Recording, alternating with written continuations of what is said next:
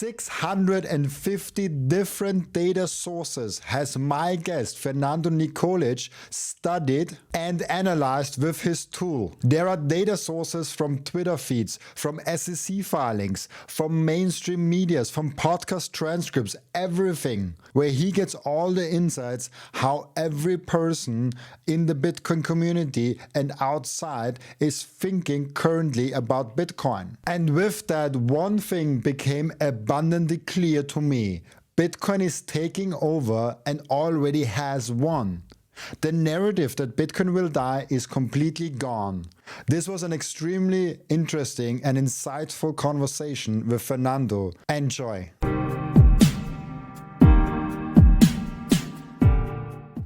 How are you doing, Fernando? Everything good on your end? Yeah, I'm doing great, man. Happy New Year. Happy New Year! It's what a wonderful start to the year, I would guess. We made all the profits back that we lost in 2025. I was going to say there's nothing like starting the year with a conversation between the two of us, but yeah, of course, price. It's looking okay, right? Like in terms of how bad people feel when they log on to social media. I think price is pretty good compared to that, but I think it's also reflective of how big of an echo chamber social media really is. You might think it's like super doom and gloom, and then you're surprised by why hasn't the price tanked to 58K. I think that's because we're doing pretty good, just all in all, and it's not that negative. Sentiment is not as down as a lot of people think it is.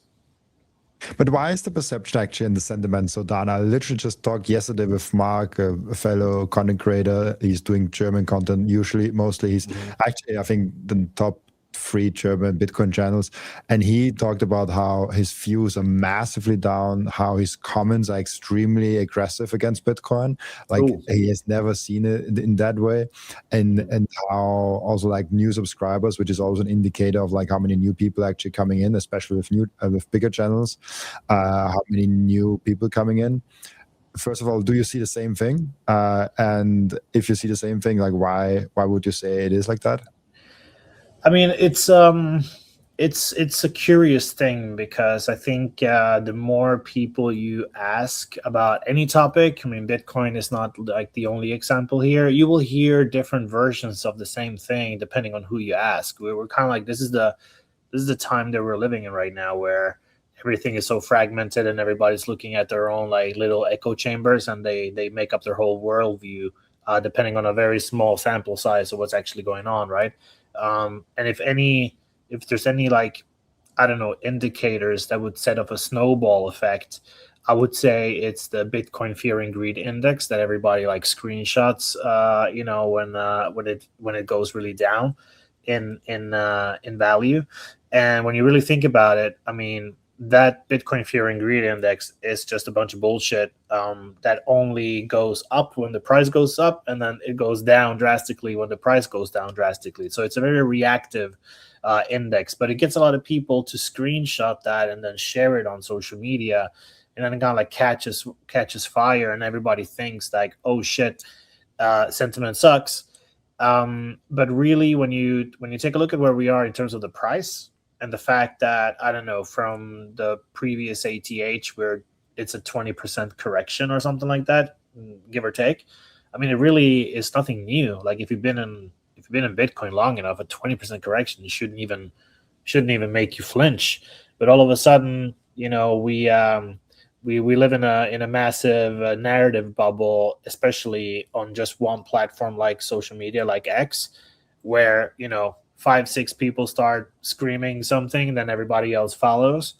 And I think that may be affecting how some of the normies who could potentially go into Bitcoin or potentially subscribe to a new channel and start, you know, getting educated about Bitcoin, they might feel like now is not the time. But if you really think about it, price is holding pretty steady. There's a lot of exciting stuff still going on an industry level. And I track that with my company, Bitcoin Perception. Sentiment there among people who really cover the industry about, the people who are really high signal. Sentiment is pretty good there because I have my own like tracker that tracks these things. And if you compare the Bitcoin perception tracker versus the regular fear and greed index is just completely separate indexes, and that is because price is not included in my index. And I think that's a good example of how fragmented we are in terms of seeing this. A lot of people, they fall for false narratives, and I think sentiment being down or sentiment being extremely negative right now, it's just not it. It's a false narrative, and I think we're doing pretty good though still. There is this, I think there's just like people that have understood Bitcoin and really understand what the asset is. They are the ones buying more when it drops. They're the ones staying positive in the times where everyone is freaking out. But they are usually not the majority. And I think the majority usually is the people screaming on the internet. Freaking out. And so maybe the fear and greed index has a lot more noise in there and covering all of that. But it's because if you look at the fear and greed index, the historical ones, how it developed, it was usually a good time to buy when there was a lot of fear there, because like this also meant like, okay, we have dropped in the price a little bit. I mean, like it's always a good time to buy Bitcoin. I think like if you bought any time in the last like 10 years, you probably have done pretty well if you have never sold or timed the market really badly. And so like, yes, of course, it is a good idea to buy Bitcoin, but maybe it's a good idea to buy Bitcoin exactly in those times where people are freaking out and screaming like, oh shit, like quantum computers and all the FUD that is coming again. It's like, oh, like everything is breaking down now. Yeah, and it's just the oldest ever meme of like, you know, the two stands where, you know, one banner says, you know, Bitcoin 125K, and there's like a huge line, and then Bitcoin at 90 or 85K, and there's absolutely nobody standing in line. And that's just human psychology. That's just how the majority of people actually think. They buy when everybody else has already bought, and they are always, unfortunately, you know, retail is never an indicator of what the market is really at, and they always come. They're always the last to come. So nothing new in January 2026 that we haven't seen in previous cycles and previous times. So it's just human psychology. How do you actually track the perception? Like how do you do it? Like what are like the indicators or like the inputs to this system? Well, so perception tracks 650 plus different sources at the same time in real time, and it's everything from Twitter and X to Reddit, Stacker News, GitHub repositories, to SEC filings and transcripts of speeches and minutes from regulatory intel sources, or transcripts from podcasts and conferences. There's literally all the channels that you can think of, from like the mainstream, the insider, like deep Bitcoin culture, echo chamber. All of that is tracked at the same time, and every single tweet, every single article, every single PDF, every single podcast episode gets analyzed and for sentiment, and it gets labeled, and then all of that combined any date range that you want to select inside the platform will give you how a certain topic has been either positively or negatively spoken about, or a specific company or a specific person has been discussed in a negative or positive matter. And you can really slice and dice however you want. But the interesting part is industry sectors and persons and companies on one side is cool, but everything in one's is pretty interesting to see. And that's kind of like how you start to understand how the Bitcoin discourse really looks like on a 360-degree view, outside of any echo chambers, outside of any platforms that is algorithmically just showing you what you have told the algorithm to show you. It's a full 360 broad view on anything that is being discussed at any time that you select. So it's a pretty awesome platform. I think our industry really needs it. And when I was working at Blockstream for more than 4 years as the VP of Marketing and Communications, that was just a platform that I needed to have that didn't exist. So I essentially just created it myself, and then now I'm launching it as a startup. But yeah, that's basically how it works. Since how long did you do that? Well, I started collecting the data while I was working at Blockstream, and then the data was so interesting that I started writing a newsletter about it. And then I've gathered a couple of thousand subscribers to that newsletter, and people starting to email me like, "Hey, this data is really cool." Because I was doing like weekly, monthly, quarterly reports and some opinion pieces, depending on what I was seeing, what I was observing with the data. And they were basically saying, "Hey, we also want access to that data. Are you going to release it?" And that gave me an idea to productize it. And I started building a platform for it, and then I started getting some paid users, enough to have enough MRR to see that this is market validation essentially. And then back in August, 4 months ago, I decided to leave Blockstream after 4 years to pursue this 100% full time. Interesting. I love that. I was asking because, like, I think if you could actually, with so much data, it would be curious to see if you see some kind of cyclical things, like some kind of cycles where you feel like, okay, the sentiment is actually now going to be very good. And it would be also curious how it relates to the price, even though you said like the price is not a factor in that, but would just be curious how positive, especially now that we have AI that like can transform all those big kind of data points and can draw like patterns from that and see how much of the perception and the narrative that is in Bitcoin actually influences the price, or the other way around. Is like if price bullish is like getting people more bullish. So it's actually like if people getting more bullish is actually a sign of maybe the price having a sooner drawback again, because like it's a lacking an indicator, not a leading one. Do you see any like cyclical things in there? Yeah. So one of the many cool things that you can do in the platform is to actually see how the volume of sentiment is correlated with the Bitcoin price, and you can also see how sentiment is following Bitcoin price. And my own perception index is an index of its own, and you can also correlate that with the Bitcoin price. So when you do that, there are actually times when you see the index going down pretty heavily and then price following right after, and you see it like really clearly on the chart. So yeah, there's many ways to visualize this inside the perception platform. So this is definitely a way to do it. Another thing you can do is also see how different channels are feeling about Bitcoin and have that correlated to the price. So you can, for example, see that, I don't know, social media. Well, actually, no. A more funny example that I tweeted about the other day was communities like Reddit and Stacker News. This is a hilarious take, actually.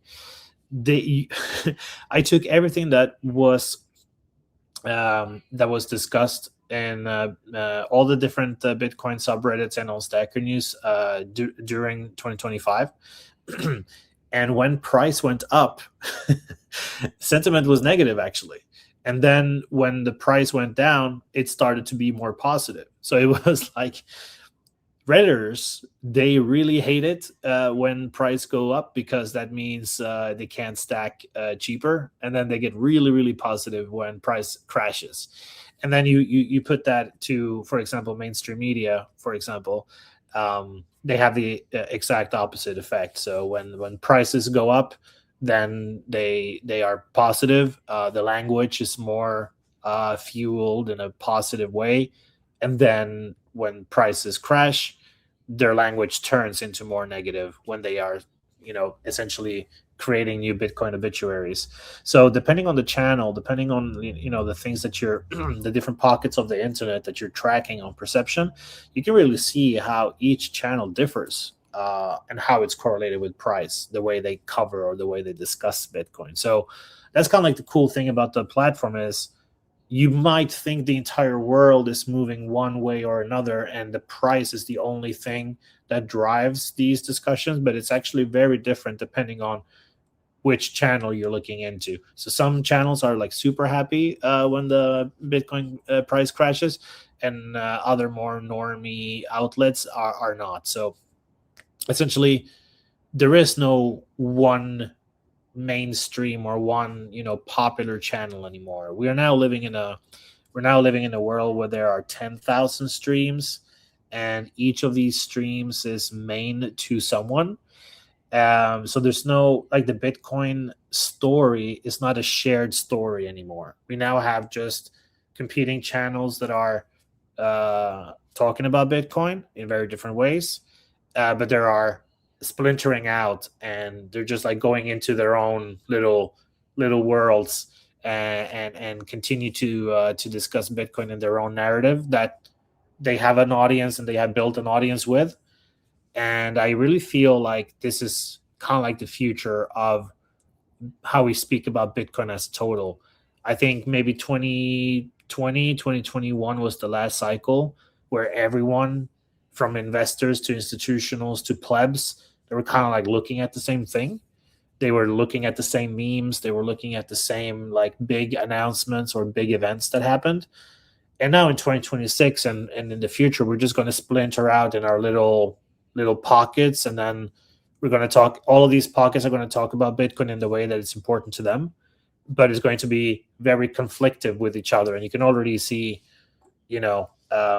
a lot of like early signals in terms of how different groups within the Bitcoin community are reacting to certain things happening. Like how certain plebs or people who are like more hardcore maxi have been totally against the U.S. government having a strategic reserve, or they have been totally against the Bitcoin Treasury Company story. So we're already now seeing in 2025, we saw these like groups splintering and kind of like attacking each other in terms of narratives. And I think in 2026 and beyond, we're just going to see more and more of that, and it's just going to get more and more extreme.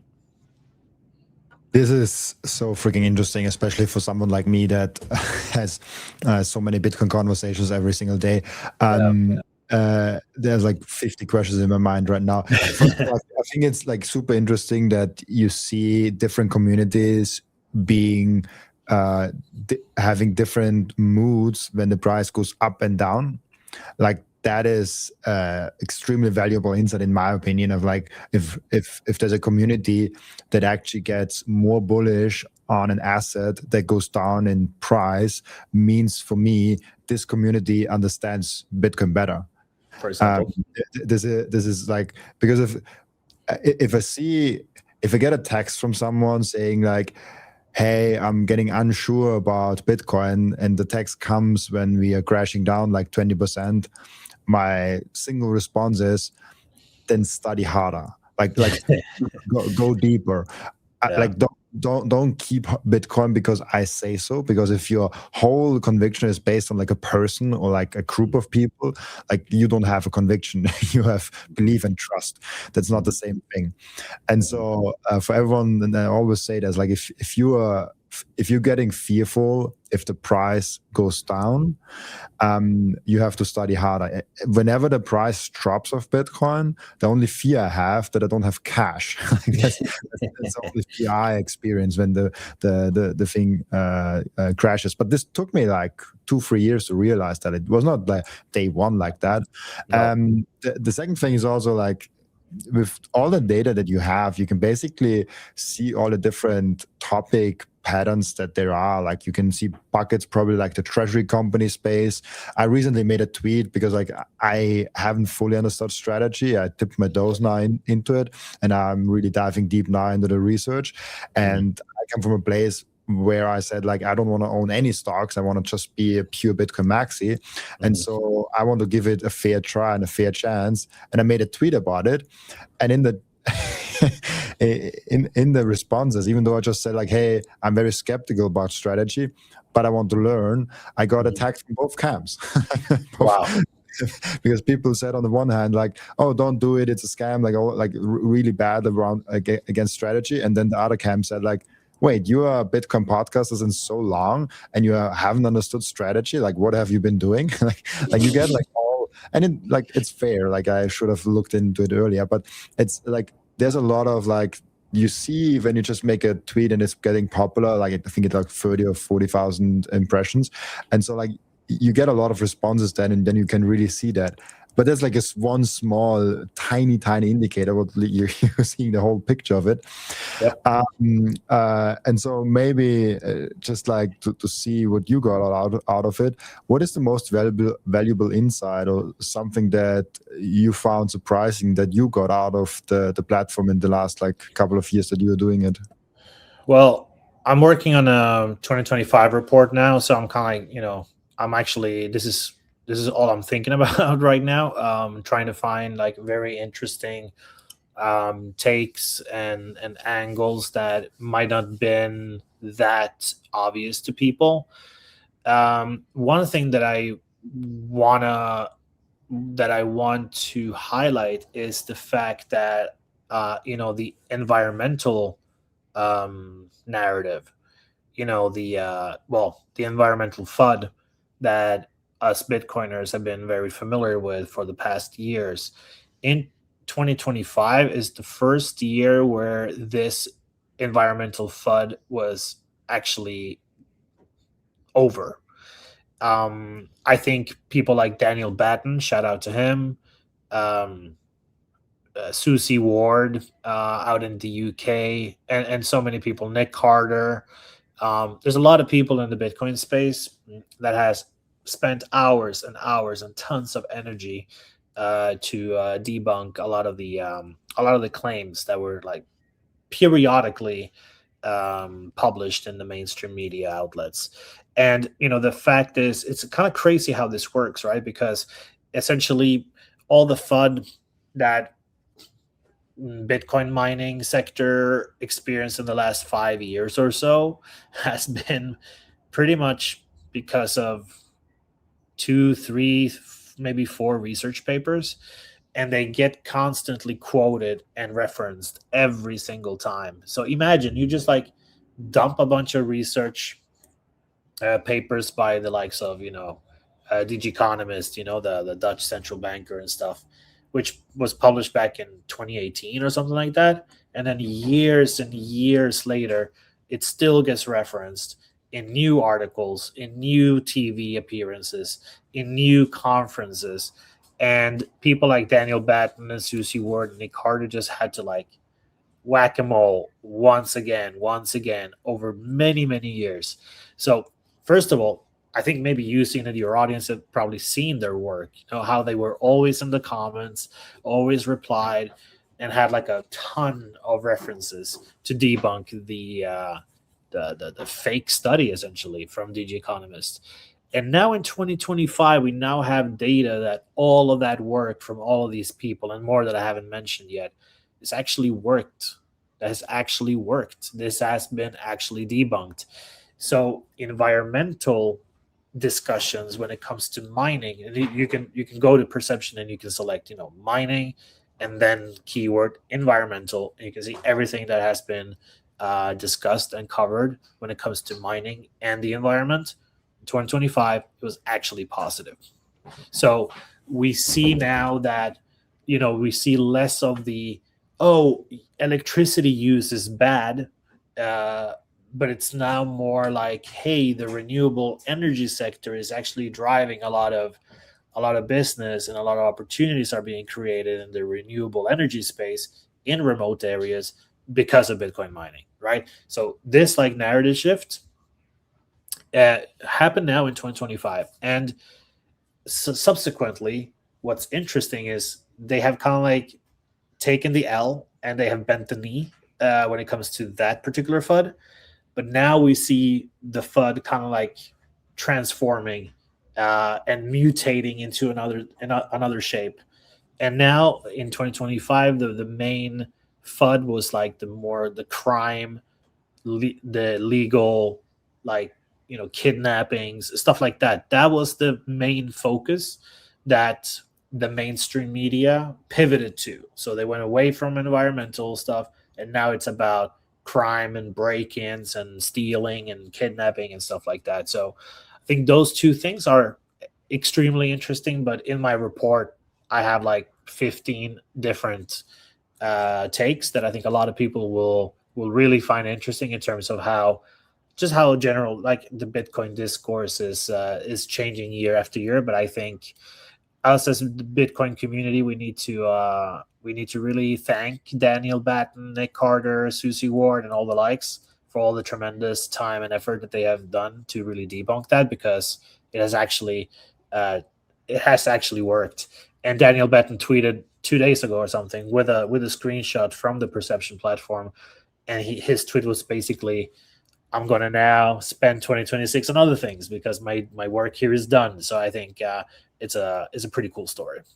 The first thing that every Bitcoiner does, and the most important activity that every Bitcoiner keeps on doing, is buying Bitcoin. And I personally use Relai to buy and sometimes also spend or sell my Bitcoin. And there are two main reasons why I do so. The first one is it's Bitcoin only. They do not do any shit coins. They do not do any cryptos, any stocks, or anything else. This is a tool, an app that is fully focused only and solely on Bitcoin. The second one is self-custody. They give you the keys to your Bitcoin the moment you buy them. You never give them the control over your Bitcoin, and you don't have to trust them because you can verify that you and only you have the keys to your Bitcoin. There's no third-party risk. There's no freezing of your assets. There's no rug pulling. There's nothing of that. Download Relai, the app,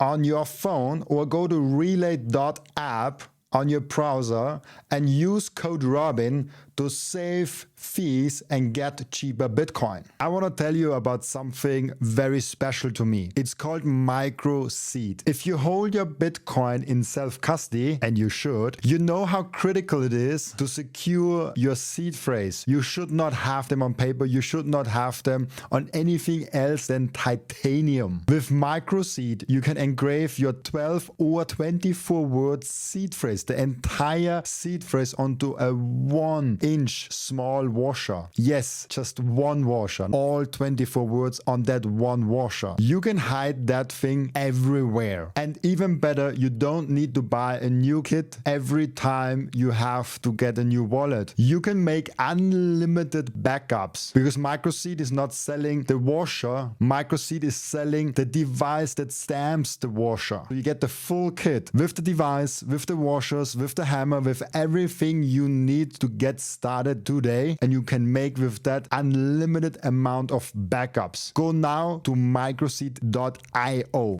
I love that. And it's really interesting because, like, you see how the FUDs are getting worse over time. And I mean, if now the worst thing is that people will kidnap you, this means Bitcoin is so valuable that everyone wants it. That's basically the underlying story here. Yes. And it's weird because, like, Bitcoin is the worst thing that you can possibly steal. It's the hardest thing because you never know, do you have all of it? Did I get only a decoy wallet? Can he even access it? Maybe he, I don't know, time locked 80% of his wealth for the next 5 years. Like, does he even have access to it at home? Do I need to fly with him like to another jurisdiction to access anything? Is there a partner involved that has a secret word that I don't know of, that when he says that, like, there's no transfer of funds, like Bitcoin is the worst possible asset for you to steal. Gold is so much easier to steal. Like, even a bank account is so much easier to crack open than any Bitcoin account. Like, if this is if this is the next narrative, like, I'm happy with that.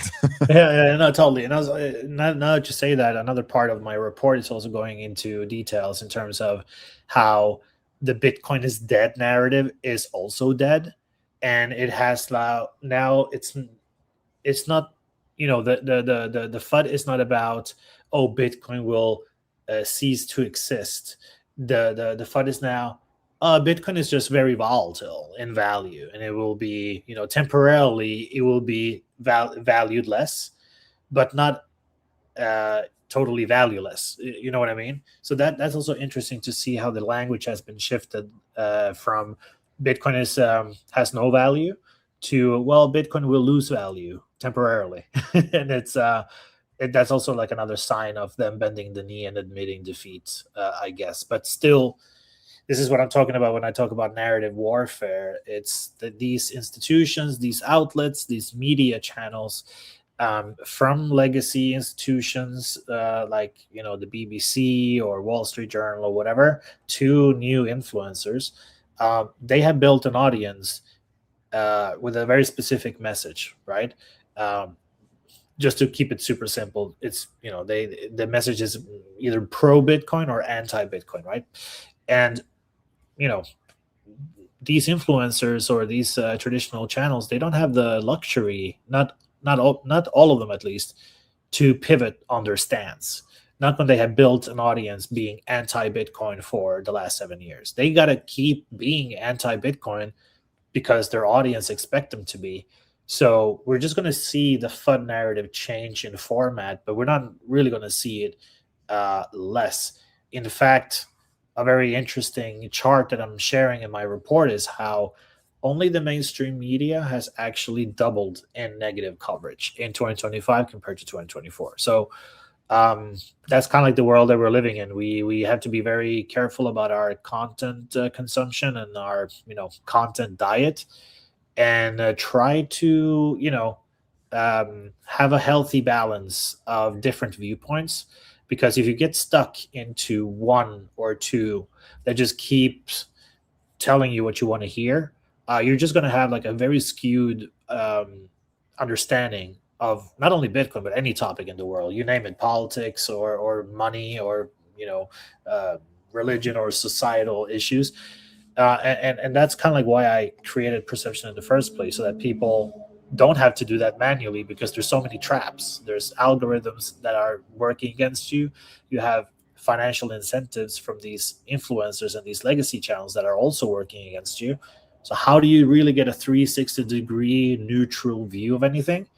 Well, at least with Bitcoin, I wanted to create Perception for people to actually have that view, because it's going to be very, very difficult for a regular person with a job and a family and responsibilities in life to really keep up with this in the future.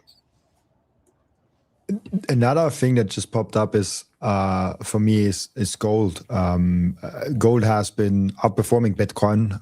Probably, I don't know if that's true, but probably the first year ever Yeah. that gold outperforms Bitcoin in a year. I don't know. Maybe in the down year, Bitcoin crashed. Probably gold outperformed Bitcoin because it fell less, or it slightly was positive. So it probably was not the first year. But it's pretty astonishing that gold outperformed Bitcoin this year by such a wide margin. Also, was this also a huge talking point that you see, or is this just like because it was end of the year? I saw it a lot. It wasn't really a huge talking point, to be honest with you. And it's like you said, it was just like a little corner of the internet that talked about it in the last month of the year. To be honest, it wasn't really a huge thing that was covered outside of social media, to be honest. And that is a lot of topics are actually like that. Knots versus core was another topic that was heavily discussed. But if you really look at perception data, it only was discussed in a very small pocket of the internet. It didn't really spill out outside of the usual social media echo chamber. So no, not really. And that's what's interesting. Core was not. I have an interesting one. I asked in the middle and the heat of the debate, where it was like massively, I asked on YouTube, what Bitcoin node implementation do you run? And then like gave core nodes, and I think I gave another one, or like just like other, but those were the two things. And I got like 2-3 comments saying, what is a Bitcoin node? and so I think it's like a beautiful example that we do live in an echo chamber, and you logged in onto Twitter and like, oh, it's all COVID is not, COVID is not, COVID is not.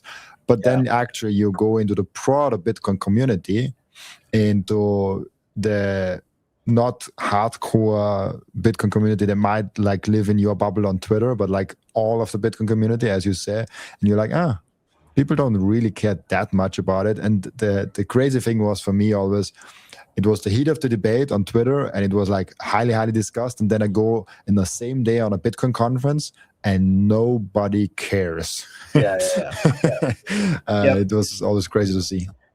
And I think, a lot of the problems that I have with the way we have talked about Bitcoin in terms of adopting or like orange pilling is the fact that we are talking to people who are not part of our world, and we want to bring them to our world. And the way we speak about Bitcoin is just not sexy at all. And you said it yourself like 10 minutes ago, right? Like when you discovered Bitcoin, it took you maybe 2 or 3 years to really understand it, right? And I think a lot of people that you hear, when they talk about their Bitcoin origin story, they usually say that too, like, oh yeah, I heard about it this year, but then I truly understood it like 2 years later. I dismissed it at first. I thought it was bullshit, and now it took me a while to come around, and now I finally grokked it. And I think, if that is the normal path in terms of timeline that people have to understand Bitcoin from the people who are today's Bitcoiners, why do we all of a sudden expect people to understand Bitcoin faster now? It's just the world today compared to, let's say, 2020, 2019, 2017, whatever, like previous cycles, is a world where things are moving way faster. Information is flowing faster. The distribution channels are more than ever. Content is being created every single day by thousands of people every second. And how do you expect people that are also, because of inflation, maybe having to work an extra shift every single day or have another part-time job to really sit down and listen to podcasts and read books and get it instantly? Stakes are higher now, but it has never been more hard to understand Bitcoin because of all the vast amounts of information that is currently existing. So I think us as Bitcoiners, if you really want to like continue to try to orange pill people, and the funny thing is I've seen a lot of tweets of people who have just given up. They just don't want to, they're just tired of getting rejected. I think we really need to start showing more empathy towards normies and do like a little bit of a reverse engineering in terms of like, hey, what is this person that I'm talking to right now? What are their problems? What's their life situation? What are they trying to fix? And then try to find the Bitcoin angle to touch on those topics. Because the usual trick that gets people going once they understand Bitcoin is like, oh shit, this is amazing. I'm going to, spread the gospel. And that's great. That energy is great. We need that energy as a movement. We need that energy as a political, as a political power. We need that movement to just educate people. But you can't use the same arguments that worked on you with the next person, right? So whatever got you interested in Bitcoin is not going to be the same reasons some other people are going to be interested in Bitcoin. And that's, I think, has been the playbook of the majority of Bitcoiners who are trying to orange pill. It's like, hey, let me tell you what I love about Bitcoin, and then you're going to love it because of the same reasons. And it's a very it's not how influence works. It's not how persuasion works. And I think if I can help, change some people's minds about how they approach this, I would say just be more empathetic and learn more about the person that you're trying to orange pill, and not think about yourself for 1 second and what you care about. It's about what they care about. And I think we need to do a better job as Bitcoiners if we really want Bitcoin adoption and concepts like self-custody and stuff like that are very hard for normies to understand. If we really want them to understand these things, we've got to really change our attitude about how we approach orange billing. This is so interesting because in my mind, like I want to increase Bitcoin adoption. Like I think most Bitcoin content creators want to do that. Like, I mean, there are different intentions. Maybe someone wants to just like talk about Bitcoin and make a living with it. Maybe like my honest intention in the beginning was I want to talk to all those great Bitcoiners. Like I saw like Jeff Booth and like all those cool Bitcoiners on podcasts, and I was like, I want to talk to them. And so I was like, the easiest way is probably to make a podcast. And then it turns out I really like the podcast and like the process of it. And now 700 guests later, it turned out to be a whole thing. And so that's like I think there's like different intentions with every content creator that is doing it, and in the beginning it might be different also to like what they're doing now. But now the goal has changed for me at least a little bit, because I already talked to all those Bitcoiners. Like it's no longer something that I want to achieve, because like I have achieved it to a certain extent. There's some people that I still want to talk to. Next week I fly to Robert Friedloff. It will be really cool. Nice. I haven't talked to Jack Mallers. I haven't talked to like some of the Bitcoiners, but I had Microseed and a lot of other people already in the podcast. And so for me now, it's like, how can I structure my content? How can I structure the thing that I'm doing is to two things: to get the people that are interested in Bitcoin more educated, and the second thing is how can I increase awareness and increase Bitcoin adoption in general. Now, this is a very hard one, because I think I can only do that if I'm invited to other person's podcast that is not about Bitcoin, which is very hard because like they usually don't do that. I was invited last year, I think, to like 3 or 4 podcasts that weren't about Bitcoin, that he was also not into Bitcoin, but I still was invited as a Bitcoiner. This is where I get the most like beginner questions, which I think like there is probably the most awareness and adoption making for Bitcoin. And I speak very differently there, because like the questions are very, very different to what I usually get on Bitcoin podcasts. And then there's like the other part of like, it's almost like a funnel where like Bitcoin podcasts, I think, is just like not the first funnel. The first interaction is like probably like the second or the third or maybe in the fourth interaction, where people get deeper down and get educated and like get deeper into the Bitcoin community. And so, for example, just like to round it up, I saw an AI expert on the Diary of a CEO. Diary of a CEO, Stephen Bartley, isn't a Bitcoin podcast at all. He had, I think, like Raoul Pal as a crypto expert once on. And yes, he says like sometimes that he owns Bitcoin, but also other cryptos.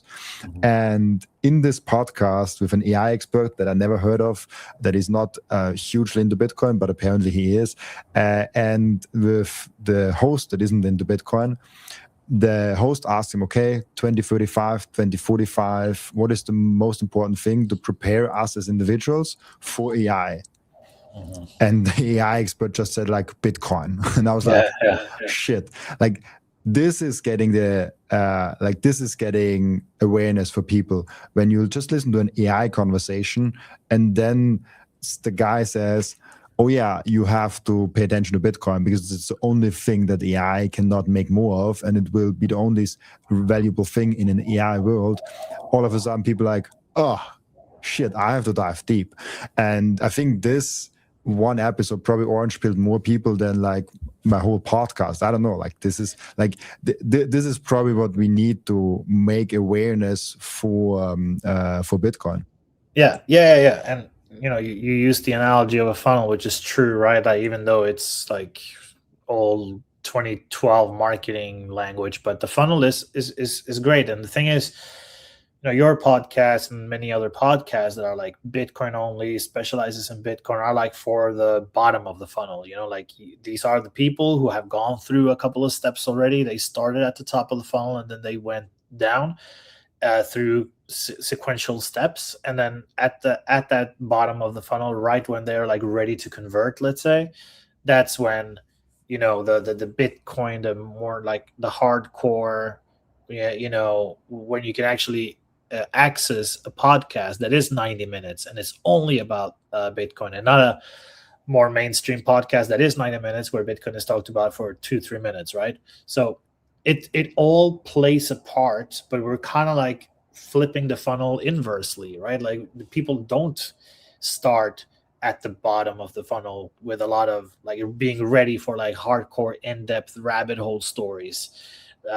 Majority of people, the normies, the people that are not convinced, that are pre-coiners, are at the top of the funnel where the majority of the volume is, and they got to trickle down later, but they have to come through the door through more accessible narratives like AI, like number go up, or any other, like, pick the largest door possible, open it, and let as many people as possible come through it, right? And there is no right or wrong answer or right or wrong door to go through, because people are different, they have different needs.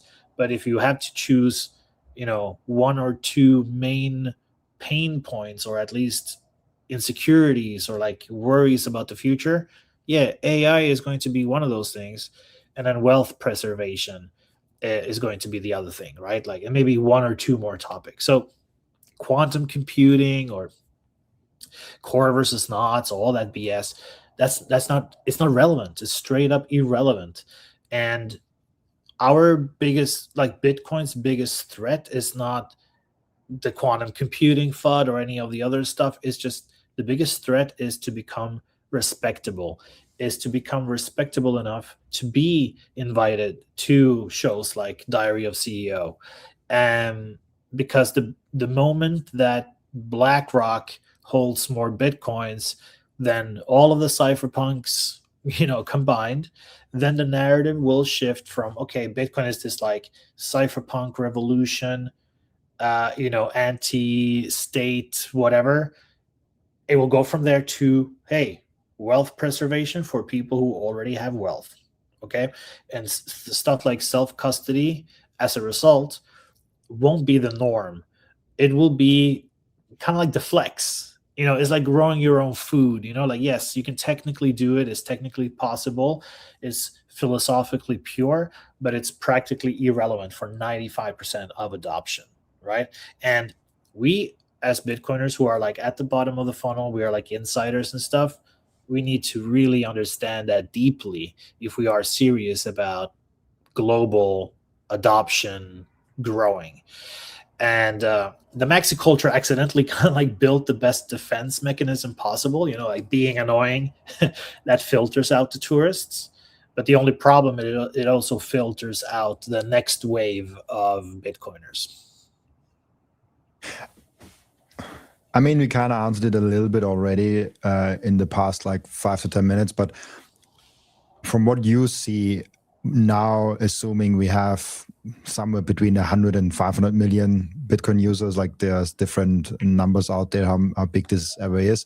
How do we get to the like next billion users, next 2 billion users that what are kind of the stories or the narrative, the perceptions that we need to change to actually get to a place where there's actually like everyone knows a Bitcoiner, everyone knows someone in their family that has Bitcoin exposure, because I think it's still not the case. Yeah.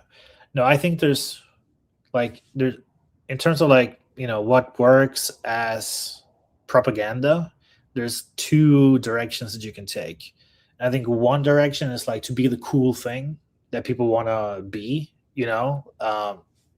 tons of examples of like, Nike doing stuff with Michael Jordan, and everybody wanted to be like Mike, and that was like a huge marketing success that changed the culture in the 90s, right? So being cool is one direction, and then the other direction, I think, is like trying to plug into the collective fear of today, of contemporary culture. And I think the first direction, I think companies like, Block, Square, Cash App, they're doing, and I'm sorry to say, a lot of people are going to hate me for it, but Coinbase, they really create amazing content that really plugs into more mainstream culture, and they think about stuff like branding. They think about a company's tone of voice, and so when you think about Cash App, you already have a feeling, you already have like some kind of a non-descriptor that is hard to put into words, but you can kind of like think about Cash App and you think this is a cool thing, right? Jack Mahler's Strike are also doing some of that stuff as well. They are great at making Bitcoin cool and relevant for young people, but we need way more companies than we currently have. Like Coinbase, Block, or Square, and Strike are amazing companies. I love what they do, but we need more. There's not enough of those type of companies. We're in a as an industry, we're still in the cypherpunk phase. So the majority of Bitcoin companies are companies who are like highly technical, very cypherpunky. They don't care about design, UX, UI. That's kind of like the last thing. They focus on like protocol level security, which is great. But those people who are like super hardcore, cryptographers and protocol builders are usually not designers. And then companies who get funding to create a new protocol or something like that, they never hire designers. They come like way later or never. And the majority of Bitcoin companies in this space are unfortunately like that. So I think that's a problem. We need more companies to fix that cultural movement, the hip, the cool thing, the relevant for the next generation type. We need more of that. Then the second direction is, how to tap into a collective fear and become the solution for it. I think, yes, we are doing some stride there, but it's not like we are very clear about it. And I think it's an opportunity that is still fresh for us to take, because in terms of humans, and especially like humans on the internet in 2026, we are kind of like world class at tearing down load bearing walls. Like, we know what we hate, we want to say that we hate it, but we really don't have any good idea of what comes next. Like, what is the blueprint for what comes next? Nobody really knows. All we know is what we don't like, what we hate, and we position ourselves in terms of who we are against, in terms of like, hey, what do we want to build? What's the change that we want to see? So the gap between destroying and creating, I think we're kind of like living in that gap, and it's getting wider because there's so much more like hateful things happening in terms of like more proactive, productive discussions happening. And that is kind of like the same energy that the French Revolution had back in the day. Like, they knew exactly what they hated, zero idea of what they wanted, and I don't know, it didn't really end well. And I think we're kind of like in that moment, and I think Bitcoin can come here and become the solution. Like, what are we building for that next phase? Bitcoin is the great foundation for what comes next. And I think not a lot of people know about it, and they need to know. They need to see Bitcoin as that thing, and I think that's potentially has a large audience to receive that message. So I think, I don't know if that makes sense, Robin, but I think those are the two directions that I think, in terms of narrative building and kind of like propagandize a lot of the cool thing about Bitcoin. I think those are the two directions we need to focus on.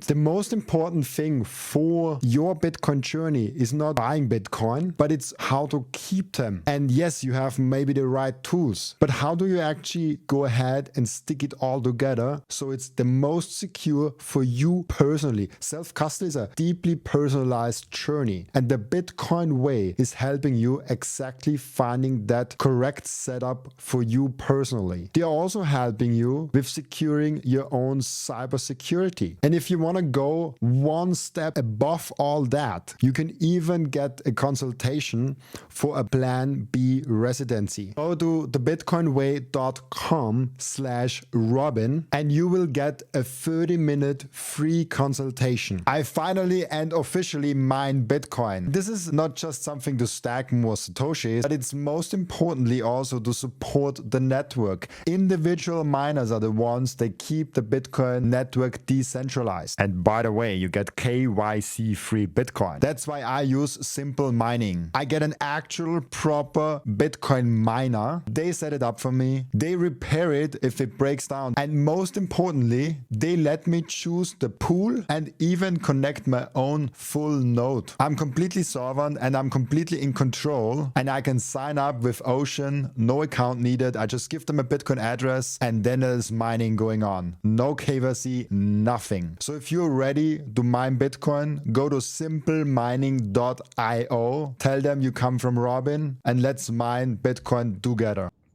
I love it, like making Bitcoin cool for the general public. I'm curious how important mainstream media will be for that. Do you think do you think that the perception that mainstream media has is important for the Bitcoin adoption now that like more and more people trust actually individual creators and journalists on Twitter more than the journalists on the mainstream media? They trust the podcasters more than they trust, I don't know, like some news anchor that they see on TV. I think it's a weird I love that question, by the way, because we're kind of like living in that transitional period where in terms of distribution, no, you shouldn't care about mainstream media. Nobody watches that anymore, but it still has that brand, So if you, for example, go to Twitter or some other conference or panel or whatever, and you use a Wall Street Journal coverage as a reference, it gives you a certain credibility within certain circles still, and that might change in the future if these outlets keep ruining the reputation. But right now, the brand being covered in Wall Street Journal still means something for a very specific audience, but it's not going to be read by many people. Then the other side is, you can get a lot of distribution by becoming like a founder who has a personal brand and just shit posts on Twitter, and that's probably going to get a lot of views, but that might not be taken that seriously unless you have a proper voice. You're actually saying interesting stuff and not shit post too much. But a lot of people are shit posting more than actual providing signal. So it's like, what do you choose? Credibility and no distribution, or distribution and less credibility? I think it's more of a, be tactical and strategic about it if you are a Bitcoin company, and then, do the different things that make the total of your efforts actually move the needle, if that makes sense. But influencers and thought leaders, smaller outlets, they do have the same perverse financial incentives as the mainstream media outlets today.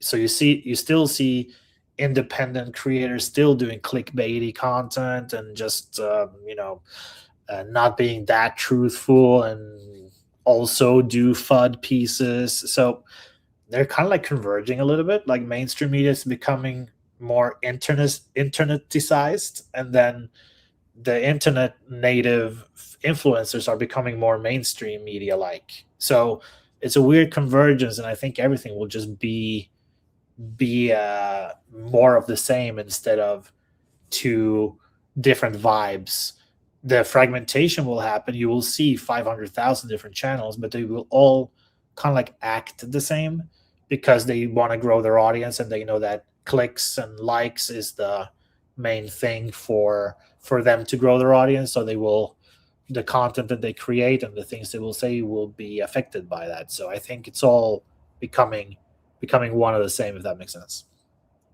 Yeah, I 100% agree, because it's like, if I create content, I create very different content for different platforms, and this just shows you how the incentive that a platform gives you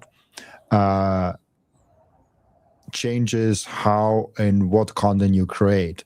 Because I create content on Twitter and I create content on YouTube, and it's very different what they want and what they incentivize, and so the content looks very different.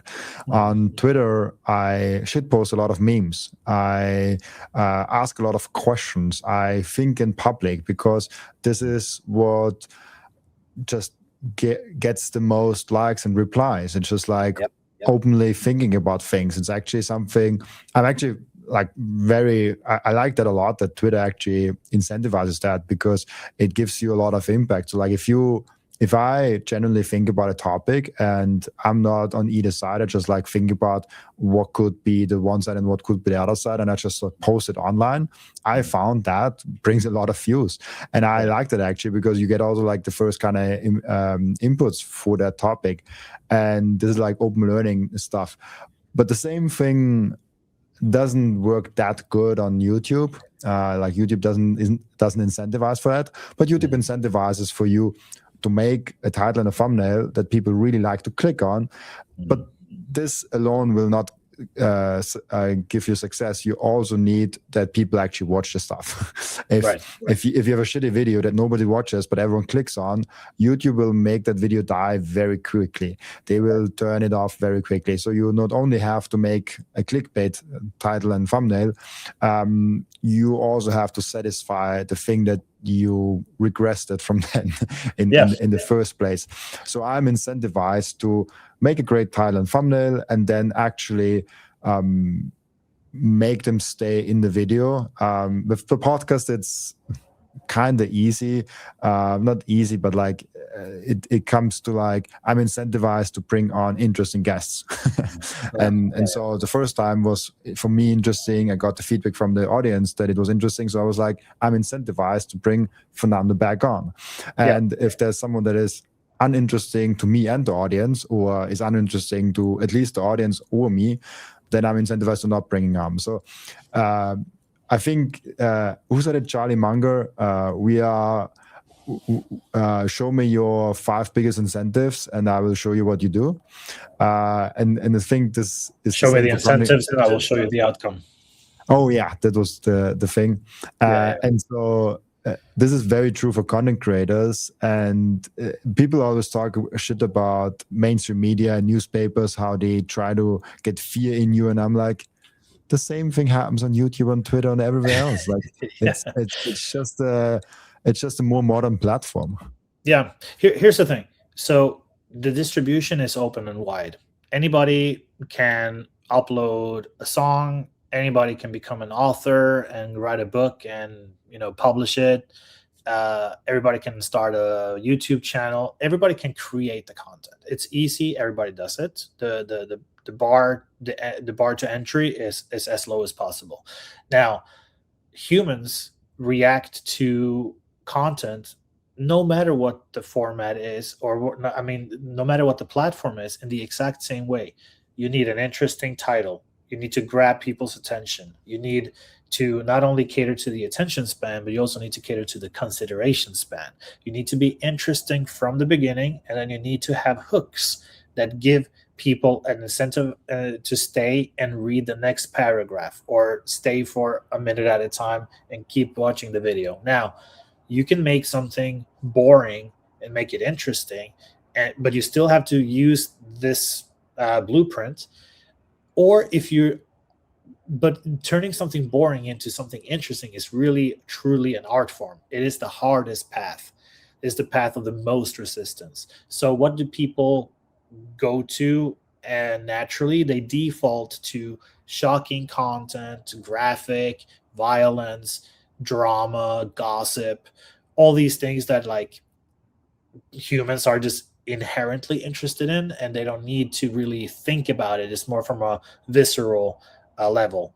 But if you are the type of creator that can actually, make something really cool from abstract concepts like Bitcoin or AI or tech or something like that, then you are the 1%. But still, the psychology behind content that is engaging is still the same. The only difference is 99% of people will choose to show crap just to follow that blueprint. The 1% will actually turn something that is very boring on paper using that blueprint and making it interesting. And a great example of that is Argentina's president, Javier Milei. He literally made boring Austrian economics entertaining on TV. He cracked that code, and look at him. He became a superstar and got elected as a president in his home country. That's the 1% talking, but he still used the same hooks, the same blueprint, the same psychology to make himself interesting. So that's kind of like where we are at, as a content creator. Which path are you going to take, the 99% or the 1%? And I think that's what will define what message will actually penetrate society, will change the culture. And I hope that Bitcoin can be part of that. That is really the way that we can get to the next level of mass adoption, is through changing the culture. And we need to have narratives that are solid, that can penetrate into people's mind and kind of like follow that blueprint.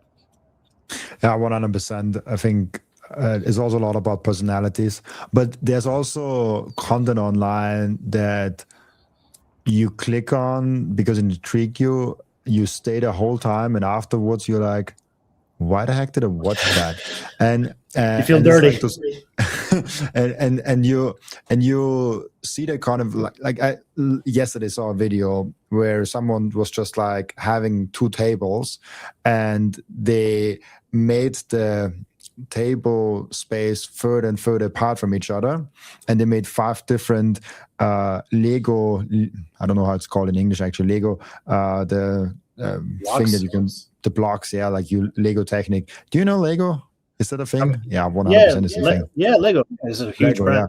Yeah, a huge brand, yeah. They made 5 different Lego vehicles themselves, and tried out which one will be the winner that still can go over the bump. And it's like a 4-minute video, and it's super satisfying how it was edited and how it was done. And in the end, I was like, why did I really watch? Like, there's like nothing at all that I got out of that. It was not funny. Like, there was nothing like really there. But there's like an art in making something like an Lego thing driving over a table, like it couldn't be more boring from a thing.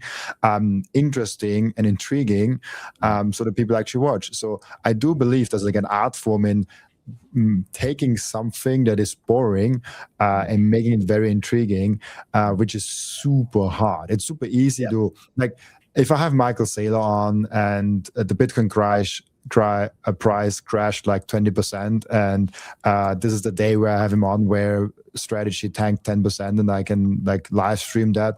Like, super easy to hook people in that. Like, people are curious what he has to say. Like, he's a huge personality. People will click no matter how shitty the thumbnail and title is.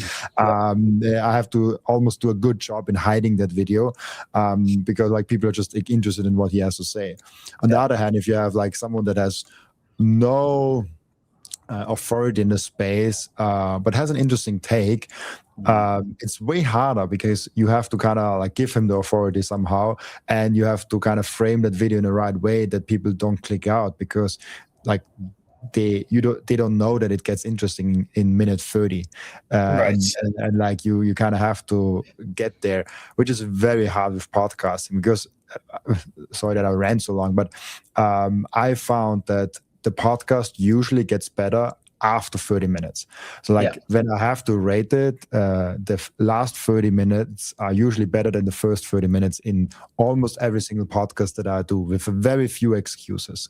Yeah, I mean that's kind of like if you meet someone in real life and you kind of like haven't seen them for a while, or you meet somebody for the first time, it's always going to be like that, right? Like the first 10 minutes, 15 minutes might be a little bit sluggish, but then you get comfortable and you start opening up, and there's a lot of psychology that goes behind that. And I think as a podcast host, you can remedy that and kind of like have some techniques ready so that the conversation starts flowing immediately, or you have a very well prepared guest who knows these techniques and can kind of like just hit the ground running. There's a dynamic that is very interesting that depends on the host skills and the guest skills. And people like Saylor, for example, are people who they know how to be interesting, and they say things in a new way. They have new concepts, and they make you want to listen. And then there's other people who are way more esoteric, very abstract, and it's very hard to listen to, very boring. But in a smaller percentage of people will actually follow it, right? Like I had if you take a look at Jack Mahler's, as a very engaging person, right? Good energy, young, charismatic. Bukele, you have many people who are like extremely charismatic, who people instantly gets gravitate to. And then you have people like Adam Back, my former boss, that it takes a while to get into the Adam Back world. It's not somebody who's just like instantly captures your attention, and there's kind of like you got to grind through the first minutes to really get. And then once you're in the Adam Back world and you get accustomed to the way he speaks, his slow pace, then you actually, when you start listening and it gets to, you're like, whoa, you really understand the genius. But Jack Mahler's is instant, and I would say Jack Mahler's is a well-known personality more than Adam Back. I would say he gets invited back to a lot of the fast-talking mainstream financial media channels, right? Anthony Pompliano is another example of that, and Adam Back is invited less. And it's just a very basic human psychology factor that comes into play here. And people are different, but these techniques are still very valid, and I think we need more people like Jack Mahler's who really goes in on using these techniques and having media training and being able to represent Bitcoin well when we get invited to these mainstream normie shows. Would you have rather Jack Mahler's or Michael Saylor on Joe Rogan? Jack Mahler's. Interesting. Yeah, Jack Mahler's. I have a weird deja vu. Maybe I already asked you that question. Maybe already in the first one. But like I would like to see, anyways, both of them on there. But like, For sure. I think Jack Mahler's would be more interesting to watch. Like I think like it would be more entertaining to watch, to see that happening. Yeah, I think so too. And again, it's either the two directions. Either take over pop culture and be relevant and shift the culture. I think you can do that with somebody like Jack Mahler's. I don't think you can do that with somebody like Saylor. But if you want the other path of like, what is the thing that we have for this future, this very uncertain future, very volatile future that we're entering? Okay, yeah, maybe I would rather have Michael Saylor bring me that message, because he's older, he's experienced, and the way he talks about Bitcoin is like from a very credible place and with a background of, hey, institutional money, and more,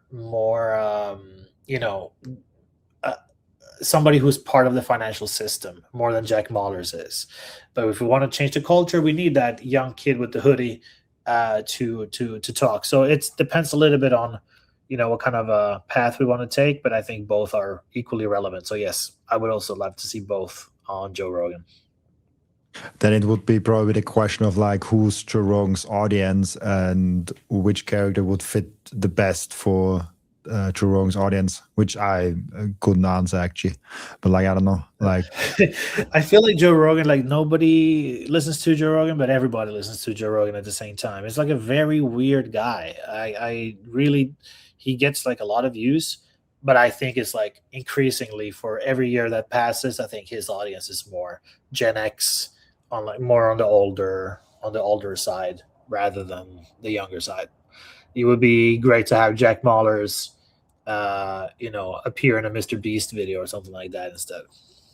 yeah, I literally thought about that. Have you seen Luke Broyles apparently is in the Beast games? Yep. So that today, that's, stuff like that is cool. Stuff like that is really, the really crypto content creator apparently. yes. But that's something like, it's interesting because money is always a thing, right? Like there's, I don't know, rap music. There's so much rap music. All they talk about is money this and money that. Why haven't Bitcoin been able to penetrate rap culture more, for example? That's an opportunity we should have taken. But, stuff like this, like Netflix shows and everything like that, everything that we can do, from Jack Dorsey going to the Super Bowl with a Satoshi t-shirt to Kanye West rocking a Satoshi Nakamoto cap. We need to see more of that. And I'm not really interested in like keep regurgitating the same messages that the hardcore Bitcoin insider audience have repeated since I entered the industry, or the space back in 2017, because it's tiring to hear the same arguments over and over. We need fresh takes. We need to be in fresh places, and we got to think differently about it, because I think it's never been as important for the world for that Bitcoin adoption becomes more successful and more widespread. So I think it's a crucial time. 100%. I have one more question before we get to the end routine, which I found very interesting, because like Bitcoiners are so interesting in so many different topics that have nothing to do with Bitcoin. I mean, carnivore diet, for example, is one. Fitness is one. Being in the sun, sunscreen, like those are all things that like I can think of top of my head that like Bitcoiners are interested in, and are kind of in the narrative, but like on a first principle basis have nothing to do with Bitcoin whatsoever. What do you see is the most dominant topic in the Bitcoin community that like has nothing to do with Bitcoin in general? Right now, or like in history? Oh gosh, both would be interesting, but like maybe in the recent Bitcoin history. Let me think about this. It's always about health and food and stuff like that. You're right. Wearing different shades to protect yourself from. But even homeschooling, like this is also like one that I find a common thing, because like the typical Bitcoin, I think, is like 40, 45, at least in my audience. So it's like the age where you like either already am a parent, or you like get your kids now, or like you school your kids. Like your kids might be like 5-10 years old already. So homeschooling is also like an interesting thing that I see sometimes, but I don't know if it ties into health. Yeah, I mean, it kind of does, right? It's mental health more than anything, and I think that's kind of like the cool thing about Bitcoiners, in a sense that really trying to be self-sufficient in every single way possible. Not only be self-sufficient in terms of finances and gain that self-sovereignty from the financial system, but it's also about self-sovereignty in other ways as well. But again, like I said, it's not for everyone, right? Like, yeah, you can grow your own food, is technically possible, it's philosophically sound, but 95% of people will find that irrelevant and not really something that they have time to do. So I do appreciate the times where the Bitcoin culture goes outside of the monetary discussions, but it tends to go to like very unscalable solutions, like things that can't really be done unless you're just a part of a fringe or a very small community. So I'm kind of like trying to think of the one thing to answer your question that has that like mainstream appeal. I'm struggling. I'm actually struggling to find an example of that. But I do think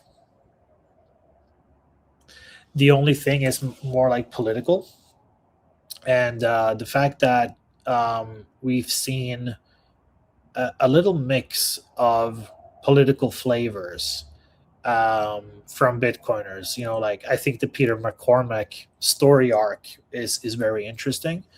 The way he was, you know, the way he has changed in the last 4 or 5 years, still keeping it very Bitcoin in terms of attitude and like the rebelliousness.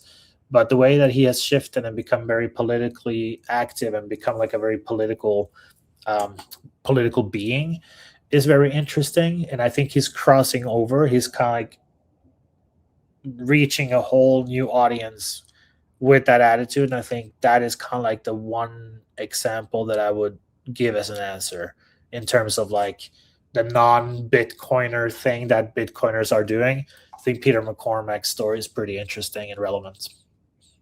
Yeah, politically, I think especially a year ago when we had the election, we really saw that where every Bitcoin podcast that I did, there was also some political thing in there. Like it's like Trump and Joe Biden and Kamala Harris was always kind of in the podcast without being in the podcast, if you know what I mean.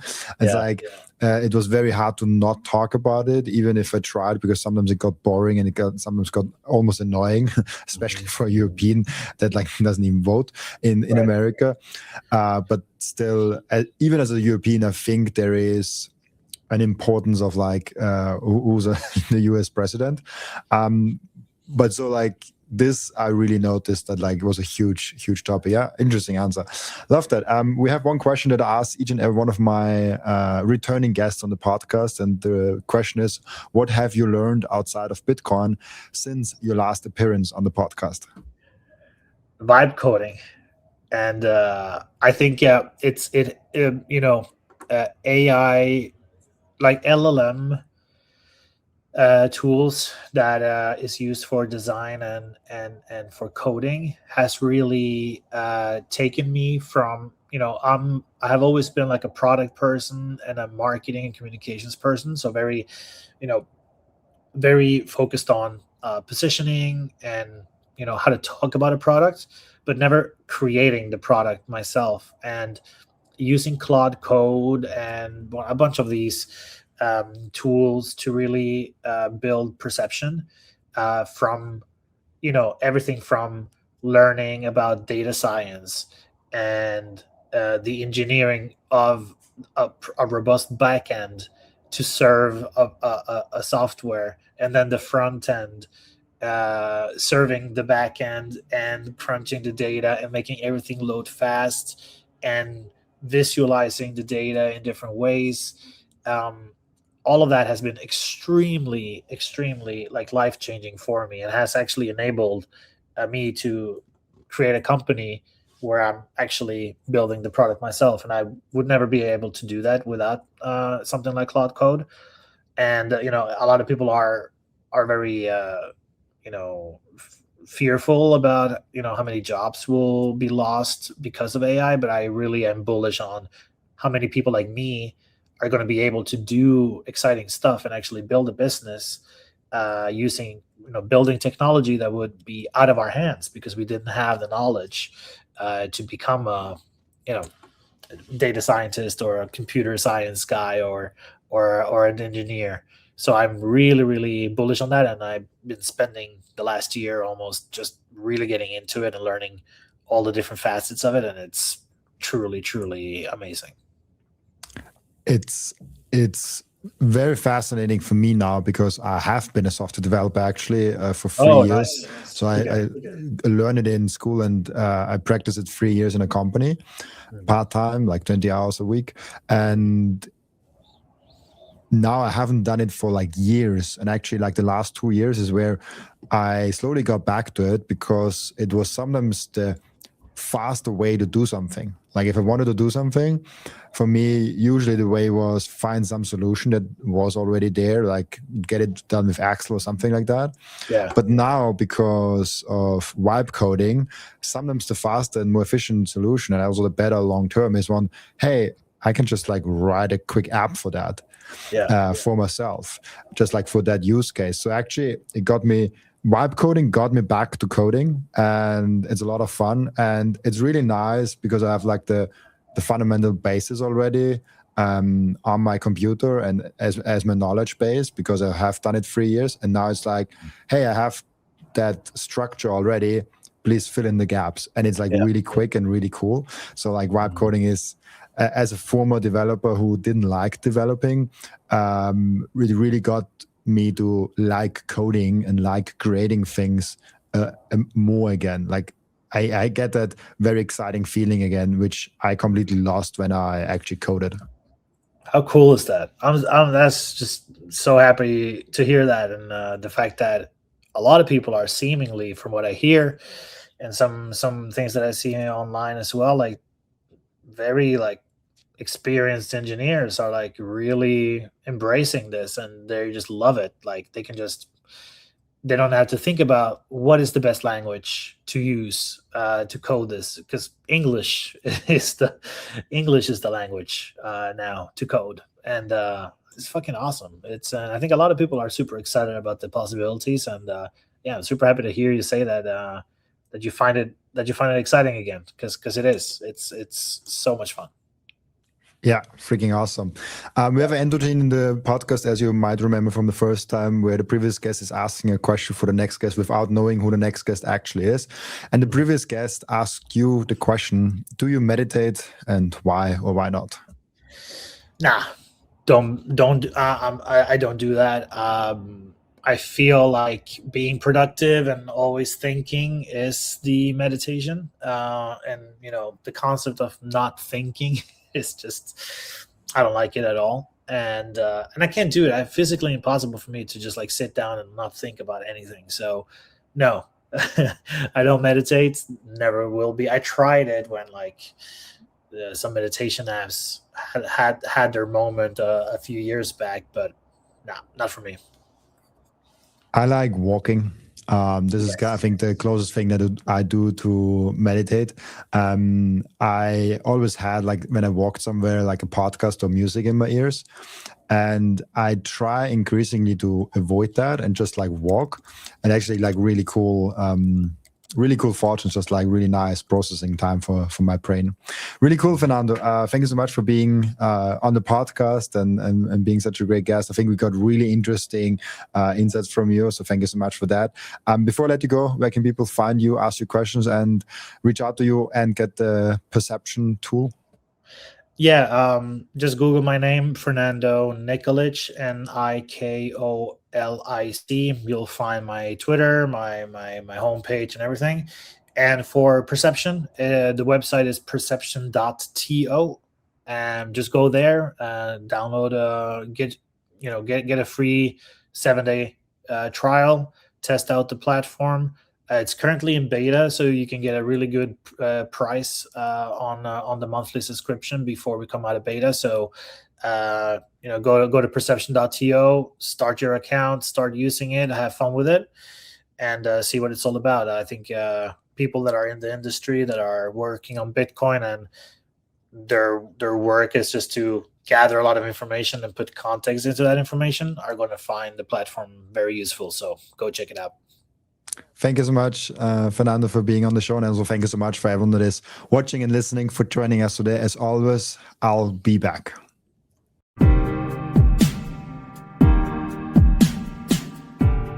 This content is for educational and entertainment purposes only and does not constitute financial advice.